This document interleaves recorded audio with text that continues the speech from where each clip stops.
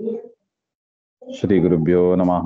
सृष्टिस्थित्यप्ययेह नियतिद्विषितमो अन्धमोक्षाश्च यस्मादस्य श्रीब्रह्मरुद्रप्रभृतिसुरनरद्वीषशत्रुवात्मकस्य विष्णोर्व्यस्ता समस्ता सकलगुणनिधिः सर्वदोषव्यपेतः पूर्णानन्दाव्ययो यो गुरुरपि परमः चिन्तयेतं महान्तम् जन्माद्यस्य यतोऽन्वयादितरतश्चार्थेष्वभिज्ञस्वराट् तेने ब्रह्महृदाय आदिकवये मुह्यन्ति यं सूरयः तेजो वारिमृधां यथा विनिमयो यत्र त्रिसर्गो मृषा धाम्ना स्वेन सदा निरस्तकुहकं सत्यं परं धीमहि।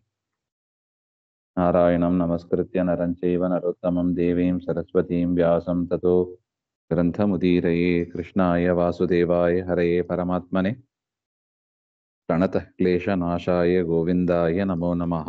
ಶ್ರೀಗುರುಭ್ಯೋ ನಮಃ. ಶ್ರೀಮದ್ಭಾಗವತ ಪ್ರಥಮಸ್ಕಂದ ದಶಮೋಧ್ಯಾಯದಲ್ಲಿ ಪ್ರಥಮ ಶ್ಲೋಕ, ಮೊದಲನೇ ಶ್ಲೋಕ. ಶೌನಕ ಉವಾಚ.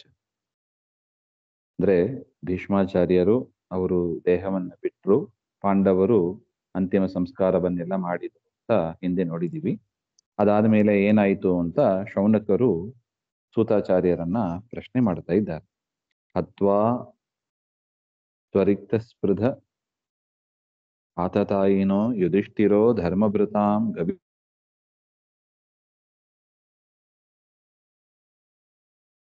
ಕಿಮಕಾರ್ಷಿ ತತಃ.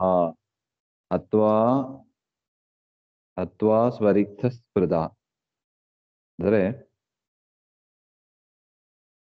ತಮ್ಮ ಶತ್ರುಗಳಾದ ದುರ್ಯೋಧನಾದಿಗಳನ್ನೆಲ್ಲ ಸಂಹಾರ ಮಾಡಿದ ಮೇಲೆ, ರಾಜ್ಯವನ್ನು ಪಡೆದ ಮೇಲೆ, ಧರ್ಮಭೃತಾಂ ಗವಿಸ್ಥಿರ, ವೇದವ್ಯಾಸರು ಮುಂತಾದ ಮಹಾಜ್ಞಾನಿಗಳು, ಪರಮಾತ್ಮನ ರೂಪ, ಅವರೆಲ್ಲ ಹೇಳಿದಾಗೆ ಯುಧಿಷ್ಠಿರ ಸಹಾನುಜೈಹಿ, ತಮ್ಮಂದಿರಾದ ಭೀಮಸೇನ ದೇವರು ಮುಂತಾದವರನ್ನೆಲ್ಲ ಕೂಡಿಕೊಂಡು ರತ್ಯವೃದ್ಧ ಭೋಜನ, ಭೋಗಗಳನ್ನೆಲ್ಲ ಸಂಕೋಚ ಮಾಡಿಕೊಂಡು, ರಾಜನಾದವ ಭೋಗದಿಂದ ಮೆರೀಬಾರದು ಎಂಬ ಒಂದು ನೀತಿಯನ್ನು ಕೂಡ ಯುಧಿಷ್ಠಿರ ತೋರಿಸಿಕೊಡ್ತಾ ಇದ್ದಾರೆ. ಎಲ್ಲಾ ಸಂಪತ್ತಿದೆ, ಏನ್ ಬೇಕಾದ್ರೂ ಭೋಗ ಮಾಡ್ಬೋದು, ಹಾಗಿರಬಾರ್ದಂತೆ ರಾಜರು. ಅದು ಪರಮಾತ್ಮನ ಸೇವೆ. ಅದು ರಾಜನಾಗಿರೋದು ಅಂದ್ರೆ ಅದು ದೇವರ ಸೇವೆ, ಪ್ರಜೆಗಳ ಸೇವೆ, ಅದೇ ಪ್ರಧಾನವಾಗಿ ಇರಬೇಕು. ಧರ್ಮದ ರಕ್ಷಣೆ ಅದೇ ಪ್ರಧಾನವಾಗಿ ಇರಬೇಕು. ಆ ರೀತಿಯಾಗಿ ಭೋಗಗಳನ್ನೆಲ್ಲ ಕಡಿಮೆ ಮಾಡಿ ಕಥಂ ಪ್ರವೃತ್ತ, ಹೇಗಿದ್ರು, ಏನೇನ್ ಮಾಡಿದ್ರು ಯುಧಿಷ್ಠಿರ, ಹಿಮಕಾರ್ಷಿ, ಹಾಗೆ ಅಂತ ಶೌನಕರು ಪ್ರಶ್ನೆ ಮಾಡ್ತಾರೆ. ಅದಕ್ಕೆ ಸೂತಾಚಾರ್ಯರು ಹೇಳ್ತಾರೆ, ವಂಶಂ ಕುರೋರ್ವಂಶದವಾಗ್ನಿ ನಿರ್ಹೃತಂ ಸಂರೋಹಯಿತ್ವಾ ಭವತಾಪನೋ ಹರಿಃ ನಿವೇಶಯಿತ್ವಾ ನಿಜರಾಜ್ಯ ಈಶ್ವರೋ ಯುಧಿಷ್ಠಿರಂ ಪ್ರೀತಮನಾ ಬಭೂವಃ.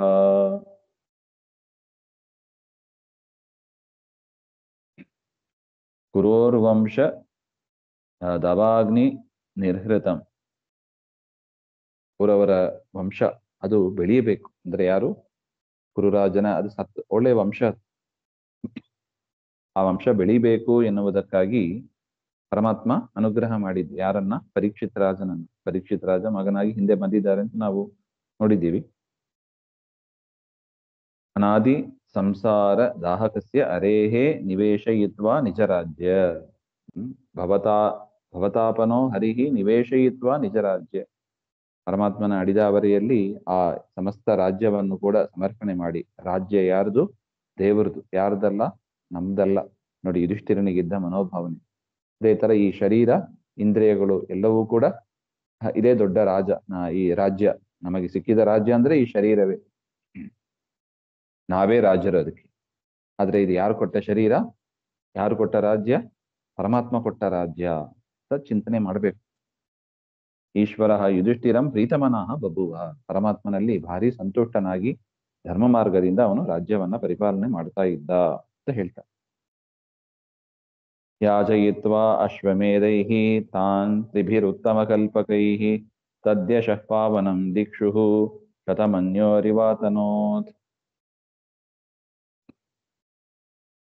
3 ಬಾರಿ ಉತ್ತಮವಾದ ಅಶ್ವಮೇಧ ಯಾಗವನ್ನ ಮಾಡ್ತಾರೆ ಯುಧಿಷ್ಠಿರ. ಸಹೋದರರಾದ ಭೀಮಸೇನ ದೇವರು, ಅರ್ಜುನರು ಇವರಿಂದೆಲ್ಲ ಕೂಡಿ 3 ಬಾರಿ. ಅದು ಹೇಗಿತ್ತು? ಉತ್ತಮ ಕಲ್ಪ. ಉತ್ತಮ ಕಲ್ಪ ಅಂದ್ರೆ ಹೇರಳವಾದ ದಕ್ಷಿಣೆಗಳನ್ನು ಕೊಟ್ಟು, ಈಗ ಒಂದು ಹೋಮ ಮಾಡಿದರೆ 10,000 ಕೊಡ್ತಾರೆ ಅಂತ ಇಟ್ಕೊಳ್ಳಿ. ಬ್ರಾಹ್ಮಣರಿಗೆ, ಅರ್ಚಕರಿಗೆ ಎಲ್ಲರಿಗೂ ದಕ್ಷಿಣೆಯಾಗಿ ಪುರೋಹಿತರಿಗೆ 10,000 ಕೊಟ್ರೆ, ಉತ್ತಮ ಕಲ್ಪ ಮಾಡಿದರೆ 3 ಪಟ್ಟು ಉತ್ತಮವಾಯ್ತು ಅಂದ್ರೆ ಎಷ್ಟು ಕೊಟ್ಟಿದ್ರು? 30,000 ದಕ್ಷಿಣೆ ಕೊಟ್ರು ಅಂತ ನೋಡಿ. ಒಂದು ಯಾಗ ಯಜಮಾನ ಅದರ ಪುಣ್ಯವನ್ನ ತಾನು ಹೇಗೆ ಪಡಕಬೇಕು? ದಕ್ಷಿಣೆ ಕೊಟ್ಟು ಪಡಿಬೇಕು. ಹೇರಳವಾದ ದಕ್ಷಿಣೆಯನ್ನು ಕೊಟ್ಟು ಪಡಿಬೇಕು. ಇದು ಇರುವ ಕ್ರಮ ಇದು. ಅದರಿಂದ ಸಾಮಾನ್ಯ ಕಲ್ಪ, ಮಧ್ಯಮ ಕಲ್ಪ, ಉತ್ತಮ ಕಲ್ಪ ಅಂತೆಲ್ಲ ಇದೆ. ಹೆಚ್ಚು ಖರ್ಚು ಮಾಡಿದ್ರೆ ಅದು ಭಕ್ತಿಯ ಒಂದು ಸೂಚಕ ಅಲ್ವೇ? ನೋಡಿ, ಸುಮ್ನೆ ದುಡ್ಡು ಖರ್ಚು ಮಾಡೋದಿಲ್ಲ ಯಾರು. ಭಕ್ತಿ ಇದ್ದರಿಂದ ಖರ್ಚು ಮಾಡ್ತೀವಿ. ದೇವಸ್ಥಾನಕ್ಕೆ ಹೋಗ್ತೀವಿ, ತಟ್ಟೆಯಲ್ಲಿ ಒಂದು ಹುಂಡಿಯಲ್ಲಿ ಅಥವಾ ಒಂದು 10 ರೂಪಾಯಿ ಹಾಕ್ತೀವಿ. ನಮ್ದು ಭಕ್ತಿ, ಯಥಾಶಕ್ತಿ ಅಂತ ಹಾಕಿ ಬರ್ತೀವಿ. ಆದ್ರೆ ರಾಜರು, ಇಡೀ ಭೂಮಂಡಲ ಅವ್ರದ್ದು, ಅವ್ರು ಹೇಗೆ ಮಾಡಿರ್ಬೋದು? ಹಾಗೆಂದ್ರೆ ಬ್ರಾಹ್ಮಣರಿಗೆ ಹೇರಳವಾದ ದಕ್ಷಿಣೆ. ನಿನ್ನೆ ಒಂದು ಪ್ರಶ್ನೆ ಬಂತು, ಬ್ರಾಹ್ಮಣರಿಗೆ ಯಾಕೆ ಕೊಡ್ಬೇಕು ಹಾಗೆ ಅಂತ ನೋಡಿದ್ದೀವಿ. ನಮೋ ಬ್ರಹ್ಮಣ್ಯ ದೇವಾಯ ಗೃಹ ಬ್ರಾಹ್ಮಣ ಹಿತಾಯ. ಪರಮಾತ್ಮನೇ ವಿಶಿಷ್ಟವಾಗಿ ನಮಗೆ ದೇವರ ಪ್ರತಿಮೆ ಅಂದ್ರೆ ಬ್ರಾಹ್ಮಣರೇ. ಇದರಿಂದ ಬ್ರಾಹ್ಮಣರಲ್ಲಿ ಯಾರು ಶಾಸ್ತ್ರಾಧ್ಯಯನ, ವೇದಾಧ್ಯಯನ ಎಲ್ಲ ಮಾಡಿದ್ದಾರಲ್ವಾ, ಆಚಾರವಂತರಾಗಿ ಯಾರಿರ್ತಾರೆ, ಜಿತೇಂದ್ರಿಯರಾಗಿ ಯಾರಿರ್ತಾರೆ, ಅಂಥವರಿಗೆ ಅಂತ ದಾನವನ್ನು ಮಾಡಬೇಕು ಅಂತ ಒಟ್ಟು. ಈ ರೀತಿಯಾಗಿ ಉತ್ತಮ ಕಲ್ಪದಿಂದ ಮಾಡಿ ತದ್ಯಶಃ ಪಾವನಂ ದಿಕ್ಷು. ಅವನ ಯಶಸ್ಸು, ಕೀರ್ತಿ ಎಲ್ಲ ಕಡೆ ಹರಡಿತಂತೆ. ಯುಧಿಷ್ಠಿರನದ್ದು ಶತಮನ್ಯೋರಿವಾತನೋ. ಇಂದ್ರನ ಕೀರ್ತಿ ಹೇಗೆ ಎಲ್ಲ ಕಡೆ ಪ್ರಸಿದ್ಧವಾಗಿದೆ, ಅದೇ ತರ ಯುಧಿಷ್ಠಿರನ ಕೀರ್ತಿಯು ಎಲ್ಲ ಕಡೆ ಹರಡಿತು. ಮತ್ತೆ ಹೇಗೆ ರಾಜ್ಯಭಾರ ಮಾಡ್ತಾ ಇದ್ದ? ನಿಶಮ್ಯ ಭೀಷ್ಮೋಕ್ತಂ ಅಥಾಚ್ಯುತೋದಿತಂ ಪ್ರವೃತ್ತ ವಿಜ್ಞಾನ ವಿಧೂತ ವಿಭ್ರಮಃ ಶಶಾಸಗಾಂ ಇಂದ್ರ ಇವಾಜಿತಾಶ್ರಿಯಃ ಪ್ರಣಿದ್ಯುಪಾತ್ತಮನುಜಾನುವರ್ತಿತಃ. ನಿಶಮ್ಯ ಭೀಷ್ಮೋಕ್ತಂ ಅಥ ಅಚ್ಯುತ ಉದಿತಂ. ಭೀಷ್ಮಾಚಾರ್ಯರು ಹೇಗೆ ಉಪದೇಶ ಮಾಡಿದ್ರೋ ಹಾಗೆ ರಾಜ್ಯಭಾರ ಮಾಡ್ತಾ ಇದ್ದ. ಪರಮಾತ್ಮ ಅಚ್ಯುತ ವೇದವ್ಯಾಸ ರೂಪದಿಂದ, ಕೃಷ್ಣ ರೂಪದಿಂದ ಹೇಗೆ ಉಪದೇಶ ಮಾಡಿದ್ರೋ ಆ ರೀತಿಯಾಗಿ ತಾನು ರಾಜ್ಯಭಾರವನ್ನ ಮಾಡ್ತಾ ಇದ್ದ. ನೋಡಿ ಹೇಗೆ ಇದರಿಂದ ನಮಗೂ ಒಂದು ಸೂಚನೆ ಮಾಡ್ತಾ ಇದ್ದ. ಈ ಶರೀರವನ್ನು ಹೇಗೆ ನಡೆಸಬೇಕು? ಗುರುಗಳು ಹೇಳಿದಂಗ ನಡೆಸಬೇಕು. ಭೀಷ್ಮಾಚಾರ್ಯರಂದ್ರೆ ಪಿತಾಮಹರು, ನಮ್ಮ ತಂದೆಯರು, ನಮ್ಮ ಅಜ್ಜಂದಿರು. ಅವ್ರು ಹೇಗೆ ಹೇಳ್ತಾರೋ ಧರ್ಮ ಮಾರ್ಗದಲ್ಲಿ ನಡೀಬೇಕು. ಮತ್ತು ಅಚ್ಯುತ ಪರಮಾತ್ಮ ಹೇಗೆ ಹೇಳಿದನೋ ಹಾಗೆ ನಡೀಬೇಕು. ಒಟ್ಟು ಹರಿವಾಯು ಗುರುಗಳು ಹೇಳಿದಂಗೆ ನಡೀಬೇಕು. ಈ ಮಾತನ್ನ, ಆ ಪದ ಇಲ್ಲ ಅಲ್ಲಿ, ಆದರೂ ಯುಧಿಷ್ಠಿರ ಅದನ್ನ ಹಾಗೆ ತೋರಿಸಿಕೊಡ್ತಾ ಇದ್ದಾರೆ. ಭೀಷ್ಮಾಚಾರ್ಯರು ಹೇಗೆ ಹೇಳಿದರೋ, ಪರಮಾತ್ಮ ಹೇಗೆ ಹೇಳಿದರೋ ಹಾಗೆ ರಾಜ್ಯಭಾರ ಮಾಡ್ತಾ ಇದ್ರು. ನಾವು ಕೂಡ ನಮ್ಮ ಶರೀರವನ್ನ ಗುರು ಹಿರಿಯರು ಹೇಳಿದ ಹಾಗೆ ಪೋಷಣೆ ಮಾಡಬೇಕು. ಶಶಾಸಗಾಂ ಇಂದ್ರ ವಿಭಾಜಿತಾಶ್ರಿಯ ಪ್ರಣಿದ್ಯುಪಾತ್ತಂ ಅನುಜಾನುವರ್ತಿತ. ಹೇಗೆ ಇಂದ್ರನ ಅನುಜನಾದ ವಾಮನ ಹೇಗೆ ಅವನ ನೇತೃತ್ವದಲ್ಲಿ ದೇವೇಂದ್ರ ಎಲ್ಲವನ್ನೂ ಮಾಡ್ತಾ ಇದ್ದಾನಲ್ಲ, ಸ್ವರ್ಗಲೋಕದಲ್ಲಿ ಇರುವ ಪರಮಾತ್ಮನ ರೂಪ ಉಪೇಂದ್ರ ಅಂತ ಕರೀತಾರೆ. ಅದೇ ವಾಮನ ಮೂರ್ತಿ. ಇಂದ್ರನ ತಮ್ಮನಾಗಿ ಅವತಾರ ಮಾಡಿದಾನೆ. ಆ ಪರಮಾತ್ಮನ ಅನುಗ್ರಹದಿಂದ ಎಲ್ಲವೂ ನಡೀತಾ ಇತ್ತು. ಅದೇ ತರ ಇಲ್ಲೂ ಕೂಡ ಕೃಷ್ಣನ ಅನುಗ್ರಹದಿಂದ ಯುಧಿಷ್ಠಿರ ಚೆನ್ನಾಗಿ ರಾಜ್ಯಭಾರ ಮಾಡ್ತಾ ಇದ್ದ. ಅನುಜಾನುವರ್ತಿನಃ. ಅವನ ತಮ್ಮಂದಿರೆಲ್ಲ ಯುಧಿಷ್ಠಿರನ ಮಾತನ್ನ, ಆಜ್ಞೆಯನ್ನ ಶಿರಸ ವಹಿಸಿ ಅದನ್ನ ಪಾಲನೆ ಮಾಡ್ತಾ ಇದ್ರು. ಕಾಮಂ ವವರ್ಷ ಪರ್ಜನ್ಯ ಸರ್ವಕಾಮದುಘಾಮಹಿ ಶಿಶುಚುಃ ಸ್ಮ ವ್ರಜಂಗಾವಹ ಪಯಸ ಅತ್ಯೂಧಸೋ ಮುದ. ಒಂದು ರಾಜ್ಯ ಸುಭಿಕ್ಷವಾಗಿದೆ ಹಾಗೆ ಅಂತ ತೀರ್ಮಾನ ಮಾಡೋದು ಹೇಗೆ? ಹಾಗೆಂದ್ರೆ ಅದಕ್ಕೆ ಮೆಷರ್ಮೆಂಟ್ ಎಲ್ಲ ಕೊಡ್ತಾ ಇದ್ದಾರೆ. ಕಾಮಂ ವವರ್ಷ ಪರ್ಜನ್ಯ, ಎಷ್ಟು ಮಳೆ ಬೇಕೋ ಅಷ್ಟು ಮಳೆ ಸುರಿತಾ ಇತ್ತಂತೆ. ಹೆಚ್ಚು ಆಗಬಾರ್ದು, ಕಡಿಮೆನೂ ಆಗಬಾರ್ದು. ಸರ್ವಕಾಮ ದುಘಾಮಹಿ, ಭೂಮಿಯು ಕೂಡ ಎಲ್ಲ ದವಸ ಧಾನ್ಯಗಳನ್ನ ಸರಿಯಾಗಿ ಕೊಡ್ತಾ ಇದ್ವು. ಇದೆಲ್ಲ ರಾಜರು ಚೆನ್ನಾಗಿದ್ದಾರೆ ಎಂಬ ಅದರ ಸೂಚನೆ. ಶಿಶುಚುಹು ಸ್ಮ ವ್ರಜಂಗಾವಹ, ಆಕಳು ಕೂಡ ಚೆನ್ನಾಗಿ ಹಾಲನ್ನು ಕೊಡ್ತಾ ಇದ್ದವು. ಹಾಗೆ ನದ್ಯ ಸಮುದ್ರ ಗಿರಯ ಸವನಸ್ಪತಿ ವೀರುದ ಫಲಂತ್ಯೋಷಧಯ ಸರ್ವೇ ಕಾಮಮನ್ವರ್ತು ತಸ್ಯ ವೈ. ನದಿಗಳು, ಸಮುದ್ರಗಳು ಎಲ್ಲದರಲ್ಲೂ ನೀರು ಚೆನ್ನಾಗಿ ಸಮೃದ್ಧಿಯಾಗಿ ಇತ್ತು. ಬತ್ತಿ ಹೋಯ್ತು ಅಂತ ಇಲ್ಲವೇ ಇಲ್ಲ ಆಗಿತ್ತಂತೆ. ಗಿರಯ, ಬೆಟ್ಟಗಳಲ್ಲಿ ಒಳ್ಳೆ ಒಳ್ಳೆ ಮರಗಳು, ವನಸ್ಪತಿಗಳು ಬೆಳಿತಾ ಇತ್ತವು. ಫಲಂತಿ ಔಷಧಯ, ಮರಗಳೆಲ್ಲ ಹಣ್ಣುಗಳನ್ನೆಲ್ಲ ಕೊಡ್ತಾ ಇತ್ತು. ತಮ್ಮ ತಮ್ಮ ಕಾಲಕ್ಕೆ ಉಚಿತವಾದ ಫಲಗಳನ್ನೆಲ್ಲ ಕೊಡ್ತಾ ಇತ್ತು. ಕಾಮಂ ಅನ್ವರ್ತು ತಸ್ಯ ವೈ, ಯುಧಿಷ್ಠಿರನ ಇಚ್ಛೆಗೆ ಅನುಗುಣವಾಗಿ ಇದೆಲ್ಲವೂ ಕೂಡ ನಡೀತಾ ಇತ್ತು ಅಂತ ಹೇಳ್ತಾರೆ. ನಾಧಯೋ ವ್ಯಾಧಯೋ ಕ್ಲೇಶಾಃ ದೈವಭೂತಾತ್ಮಹೇತವಃ ಅಜಾತಶತ್ರ ಭವನ್ ಜಂತೂನಾಂ ರಾಜ್ಞಿ ಕರ್ಹಿಚಿತ್. ಇದೆಲ್ಲ ಪ್ರಕೃತಿ ಹೇಗಿತ್ತು ಅಂತ ಹೇಳಿದ್ರು. ಇನ್ನು ಮನುಷ್ಯರು ಹೇಗಿದ್ರು? ಮನುಷ್ಯರಲ್ಲಿ ಆದಿವ್ಯಾಧಿಗಳು ಇದ್ದಿಲ್ಲ. ಆದಿ ಅಂದ್ರೆ ಮನಸ್ಸಿನ ವ್ಯಥೆ, ಸೈಕಾಲಜಿಕಲ್ ಟ್ರೀಟ್ಮೆಂಟ್ ಅಂತ ಹೇಳ್ತಾರೆ. ಮನಸ್ಸಿನ ವ್ಯಥೆ ಯಾರಿಗೂ ಇದ್ದಿಲ್ಲ. ಆದಯ ವ್ಯಾಧಿ, ವ್ಯಾಧಿ ಅಂದ್ರೆ ಶರೀರಕ್ಕೆ ಬರೋದು. ಆದಿ ಅಂದ್ರೆ ಮನಸ್ಸಿಗೆ ಬರುವ ರೋಗ, ಮನಸ್ಸಿನ ರೋಗ, ಶರೀರಕ್ಕೆ ಬರುವ ರೋಗ ಯಾವುದೂ ಇದ್ದಿಲ್ಲ. BP, ಶುಗರು ಯಾವುದೂ ಇದ್ದಿಲ್ಲ ಅಂತಾರೆ ನೋಡಿ. ಕ್ಲೇಶಾಹ, ಅನಾವೃಷ್ಟಿ ಆಗೋದು, ಅತಿವೃಷ್ಟಿ ಆಗೋದು ಅಂಥದ್ದು ಯಾವುದೂ ಇಲ್ಲ. ದೈವಭೂತಾತ್ಮ ಹೇತವಃ. ಇನ್ನು ಚೋರಾದಿ ಜನಿತಃ ನರಕಾದಿ ರೂಪ ರೋಗಾದಿ ರೂಪ, ಆ ಯಾವ ದೇವತೆಗಳಿಂದ ಅಂದ್ರೆ ಆದಿದೈವಿಕ ಅಂತ ಹೇಳ್ತಾರೆ ನೋಡಿ. ಭೂಕಂಪ ಆಗೋದು, ಅತಿವೃಷ್ಟಿ ಇತ್ಯಾದಿ ಯಾವುದು ನಡೀತಾ ಇಲ್ಲ ಅಂತ ಹೇಳ್ತಾರೆ. ಯುಧಿಷ್ಠಿರ ಅಜಾತ ಶತ್ರು ಅಂತ ಯಾರುವೇ ಇಲ್ಲ, ಸೌಮ್ಯ ಸ್ವಭಾವದವ. ನೋಡಿದ್ರೆ ಯಮದೇವರ ಅವತಾರ. ಯಮದೇವರು ನರಕದಲ್ಲಿ ಹೇಗೆ ಟ್ರೀಟ್ಮೆಂಟ್ ಮಾಡ್ತಾರೆ, ನಮ್ಮ ಗರುಡ ಪುರಾಣ ಕೇಳಿದ್ರೆ ಗೊತ್ತಾಗ್ತದೆ ನಿಮಗೆ. ಅಂತಹ ಯಮದೇವರು ಭೂಮಿಗೆ ಯುಧಿಷ್ಠಿರನಾಗಿ ಬಂದ್ರೆ ಅಜಾತ ಶತ್ರವ, ಶಾಂತ ರೂಪಿಯಾಗಿ ಇದ್ದಾರೆ. ಸಂತೋನ ರಾಜ್ಞಿ ಕರ್ಹಿತ್. ಇಂಥ ಅದ್ಭುತವಾಗಿ ಪ್ರಾಣಿಗಳು ಆ ಕಾಲದಲ್ಲಿ ಇದ್ದವು ಅಂತ ಹೇಳ್ತಾ ಇದ್ದಾರೆ.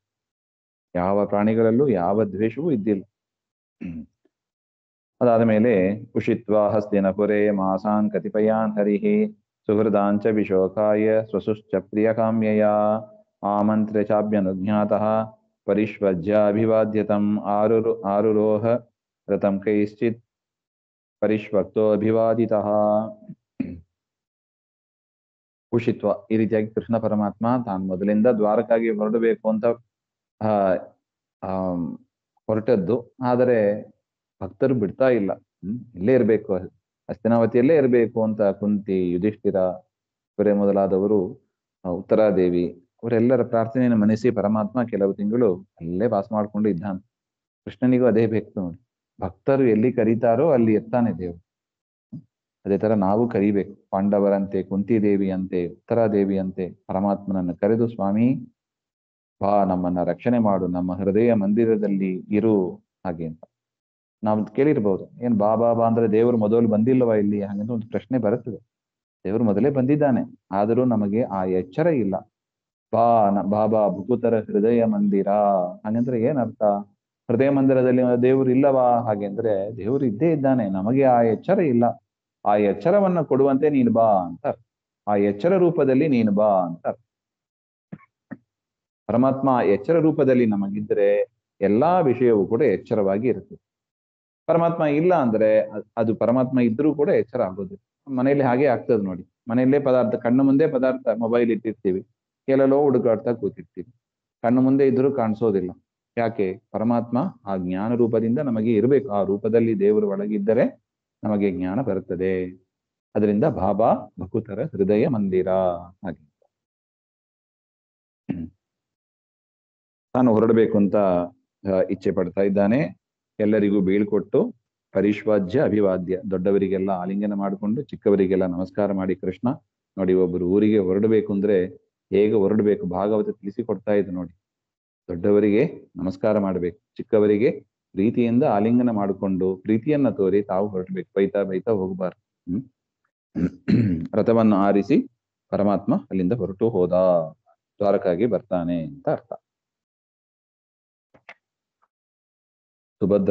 ಸುಭದ್ರಾ ದ್ರೌಪದಿ ಕುಂತಿ ವಿದುರೋತ ಯುಧಿಷ್ಠಿರಃ ಗಾಂಧಾರಿ ಧೃತರಾಷ್ಟ್ರಶ್ಚ ಯೂತ್ಸುಃ ಗೌತಮೋ ಯಮೌ ವೃಕೋದರಶ್ಚ ಧೌಮ್ಯಶ್ಚ ತ್ರಯೋ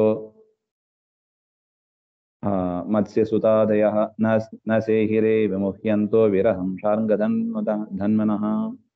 ಸುಭದ್ರೆಯು, ಕೃಷ್ಣನ ತಂಗಿ ಸುಭದ್ರೆ, ದ್ರೌಪದಿ ದೇವಿ, ಕುಂತಿದೇವಿ, ವಿದುರ, ಯುಧಿಷ್ಠಿರ, ಗಾಂಧಾರಿ, ಧೃತರಾಷ್ಟ್ರ, ಯುಯುತ್ಸು, ಗೌತಮ ಅಂದ್ರೆ ಕೃಪಾಚಾರ್ಯರು, ಯಮೌ ಅಶ್ವಿನಿ ದೇವತೆಗಳ ಅವತಾರಾದ ನಕುಲ ಸಹದೇವರು, ವೃಕೋದರ ಭೀಮಸೇನರು, ಸೌಮ್ಯಾಚಾರ್ಯರು, ಇನ್ನು ಸ್ತ್ರೀಯರು, ಅಂತಃಪುರದ ಸ್ತ್ರೀಯರು, ಇನ್ನು ಮತ್ಸ್ಯಸುತಾದೇವಿ, ಉತ್ತರಾದೇವಿ, ಇವರು ಯಾರೂ ಕೂಡ ಕೃಷ್ಣ ಪರಮಾತ್ಮ ಅಲ್ಲಿಂದ ಹೊರಟೋಗೋದನ್ನ ಸಹನೆ ಮಾಡ್ಲಿಲ್ಲ. ತುಂಬಾ ದುಃಖ ಪಟ್ಟುಕೊಂಡು ಅವರು ಇದ್ದರು ಅಂತ ಹೇಳ್ತಾರೆ ಶಾರ್ಂಗಧನ್ವನ. ವೃಕೋದರ ಭೀಮಸೇನ ದೇವರಿಗೂ ದುಃಖ ಆಯ್ತಾ ಅಂದ್ರೆ ದುಃಖ ಅವರು ಸದಾ ಪರಮಾತ್ಮ ಹೃದಯದಲ್ಲಿರುವ ಪರಮಾತ್ಮನನ್ನ ಸ್ಮರಿಸುವವರು. ಅವರಿಗೂ ದುಃಖ ಎಂಬುದು ಇಲ್ಲ, ಆದರೂ ಸುಮ್ಮನೆ ತೋರಿಸಿದರು ಅಂತ ಅಷ್ಟೆ. ಯಾಕೆ? ಹೃದಯದಲ್ಲೇ ಪರಮಾತ್ಮ ಇದ್ದಾನೆ. ಪರಮಾತ್ಮ ಇಲ್ಲದಿದ್ದ ಜಾಗ ಯಾವುದು? ಕೃಷ್ಣ ದ್ವಾರಕೆಯಾಗಿ ಹೋದ ಅಂದ್ರೆ ಏನರ್ಥ? ಇಲ್ಲಿ ಇಲ್ಲವಾ? ಇಲ್ಲೂ ಇದ್ದೇ ಇದ್ದಾನೆ. ಇಲ್ಲೂ ಇದ್ದಾನೆ, ಒಂದು ರೂಪದಿಂದ ಇದ್ದಾನೆ, ಒಂದು ರೂಪದಿಂದ ಹೋಗ್ತಾನೆ. ದುಃಖ ಯಾಕೆ? ಇದು ವೃಕೋದರ ಭೀಮಸೇನ ದೇವರ ಜ್ಞಾನ ಅಂದ್ರೆ ಹೀಗಿರುತ್ತದೆ ಅವರು. ಮತ್ತೆ ಅಸುರ ಜನ ಮೋಹಕ್ಕಾಗಿ ಅವರಿಗೆ ಕೂಡ ದುಃಖ ಇದೆ ಅಂತ ತೋರಿಸಿಕೊಡುವುದಕ್ಕಾಗಿ ತಾವು ನಾಟಕವನ್ನ ಮಾಡೋದು. ಈ ರೀತಿಯಾಗಿ ಅಲ್ಲಿ ಪರಮಾತ್ಮ ದ್ವಾರಕೆಗೆ ಹೊರಟು ನಿಂತ ಹೇಳ್ತಾರೆ.